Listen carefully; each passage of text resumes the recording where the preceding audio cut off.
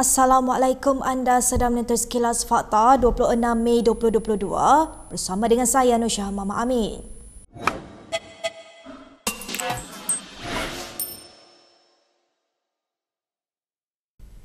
Zuraida Kamaruddin hari ini mengumumkan keluar bersatu untuk menyertai Parti Bangsa Malaysia, namun akan kekal menyokong kepimpinan Perdana Menteri Ismail Sabri Yaakob.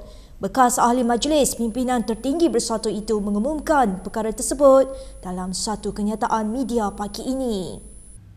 Zuraida yang juga Menteri Perusahaan, Peladangan dan Komoditi berkata dia akan bertemu dengan Ismail bagi membincangkan peletakan jawatannya sebagai menteri. Katanya dia juga akan membincangkan mengenai peranan dan hala tuju PBM dalam memperkukuhkan pentadbiran Ismail. Zuraida ketika ini berada di Turki untuk berucap pada majlis perasmian persidangan perintis ke-7 Gabungan Wanita Global untuk Al-Quds dan Palestin dan dijangka pulang ke Malaysia pada 2 Jun depan. Susulan keputusan ahli Parlimen Ampang itu menyertai PBM, parti itu kini mempunyai 3 ahli parlimen termasuk presidennya Larry Sung yang merupakan ahli Parlimen Julau dan ahli Parlimen Tebrau Stephen Chung.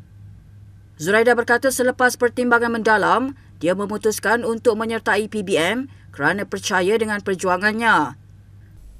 Baik, susulan pengumuman tersebut, seorang ahli MPT Bersatu mendedahkan bahawa Zuraida berdepan masalah disiplin dan pernah dilayangkan surat tunjuk sebab.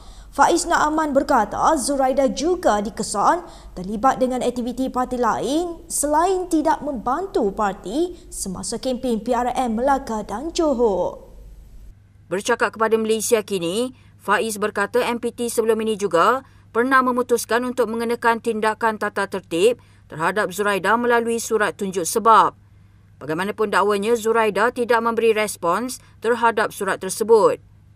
Sementara itu, Ketua Penerangan Bersatu Wan Saiful Wan Jan berkata kekosongan jawatan Menteri Kabinet yang akan ditinggalkan Zuraida bakal diisi oleh pemimpin Bersatu. Menurutnya, Presiden Bersatu Muhyiddin Yassin akan mengemukakan nama pengganti Zuraida untuk dilantik sebagai anggota Kabinet kepada Perdana Menteri Ismail Sabri Yaakob dalam masa terdekat.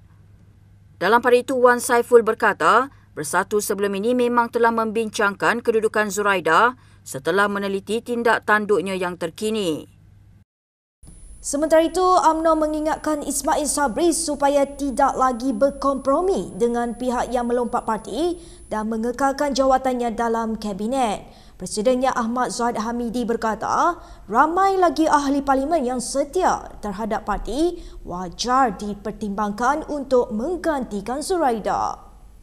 Menulis di Facebooknya, Zahid berkata dengan menyingkirkan Zuraida daripada Kabinet, ia merupakan sebahagian tanda sokongan kerajaan terhadap ketegasan menangani isu lompat parti di kalangan wakil rakyat.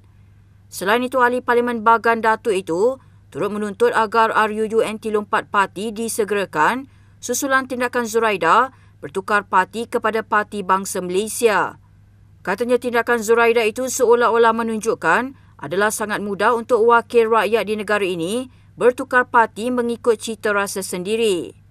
Sementara itu, Zahid berkata adalah tidak mustahil apabila kelewatan penggubalan RUU anti lompat parti akan menyebabkan krisis kepercayaan terhadap sistem demokrasi dan institusi politik negara. Ini juga katanya akan menyebabkan kadar peratusan mengundi semakin rendah pada pilihan raya umum akan datang.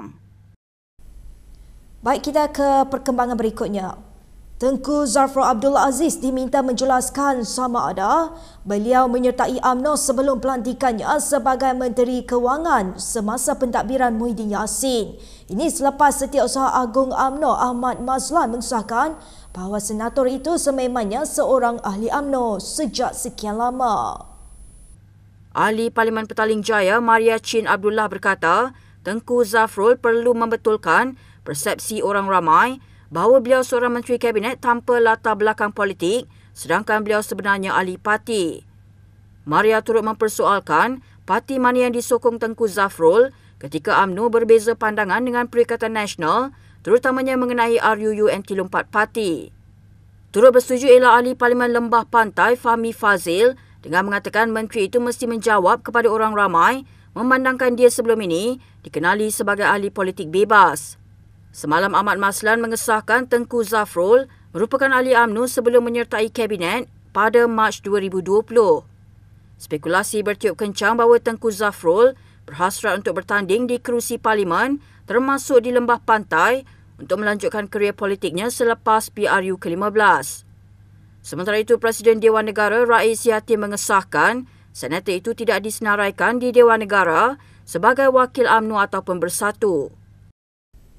Ahli MKT UMNO Arman Azhar Abu Hanifah menggesa ahli parti untuk tidak membuat kenyataan melulu mengenai hubungan UMNO Selangor dengan kepimpinan tertinggi parti.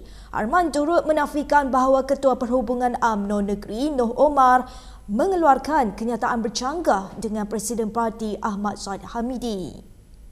Dan banyak yang dibincangkan secara matang, secara kukuh tentang bagaimana harus kita mengambil pendekatan untuk UMNO dan Barisan Nasional ke arah PRU ke-15.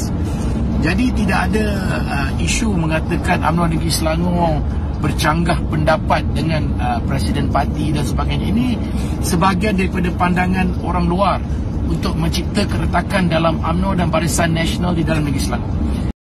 Noh sebelum ini dilaporkan berkata UMNO Selangor akan mempertahankan Pakatan Muafakat Nasional di negeri itu melalui kerjasama pilihan raya dengan PAS. Kenyataannya itu dibuat ketika Zahid berulang kali memberi isyarat bahawa PAS bukan lagi rakan kongsi yang boleh dipercayai. Sumber dalaman UMNO memberitahu Malaysia Kini bahawa Noh sedang dipantau kerana tidak disenangi pimpinan parti selepas mengadakan perbincangan dengan parti lain di luar Barisan Nasional. Bekas Menteri Pembangunan Infrastruktur Sabah Peter Anthony gagal menimbulkan keraguan munasabah dalam kes pendakwaannya, kata Hakim Azra Alwi.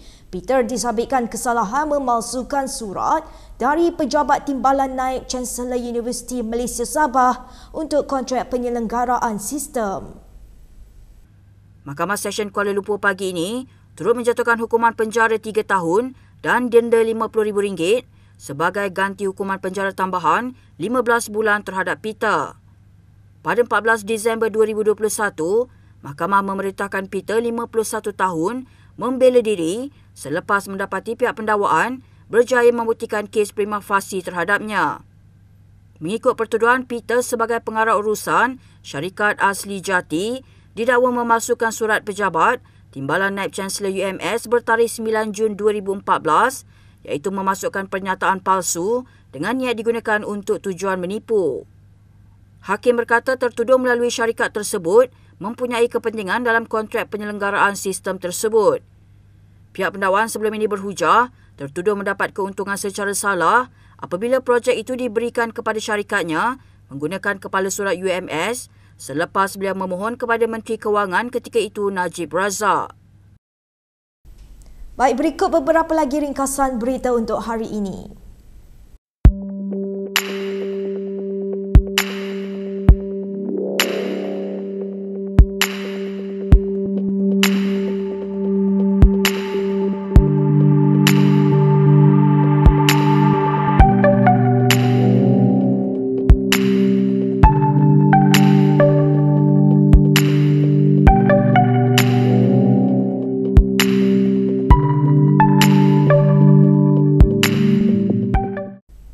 Baik, sekian sahaja daripada saya Nur Syah Mama Amin untuk Sekilas Fakta.